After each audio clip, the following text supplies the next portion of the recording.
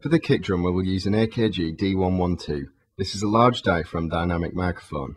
The large diaphragm of the microphone means that the bass response for the microphone is extended and provides a fuller sound, more prominent attack and lower end presence.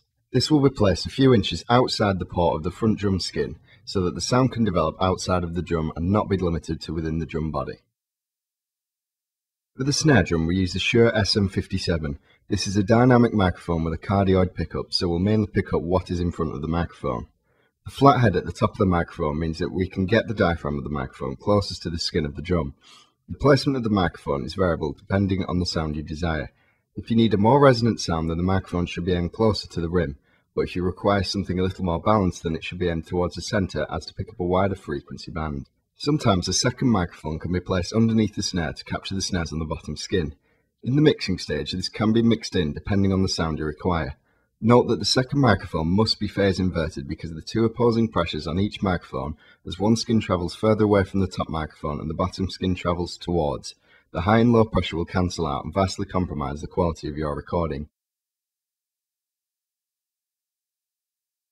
For the toms, including the two rack toms and the floor tom, a cardioid dynamic microphone will suit the job, as this will pick up sound from across the entire skin, giving both a lower frequency boom and the attack of the drumsticks hitting the skin. To gain more low-end sound from the drum, aim the mic towards the centre of the skin, because the skin is not as tight compared to that closer to the rim, so the vibrations of the skin can travel further, giving a deeper sound. Nearer to the rim, the skin is much tighter, so the sound will not resonate for as long, as it cannot travel as far as the centre of the skin, giving a higher pitched sound.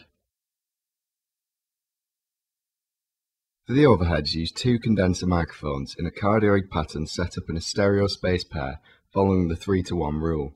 So for every 1 foot the microphones are away from the sound source, they are 3 feet away from each other.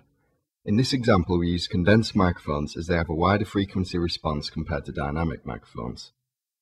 Operated by phantom power, they provide an incredibly detailed frequency response, capturing the lower frequency of the kick drum up to the high frequencies of the cymbals and reverberation characteristics for the room. The phantom power is used to power the microphone circuitry and has a voltage of plus 48 volts, supplied by the input section of the mixing desk.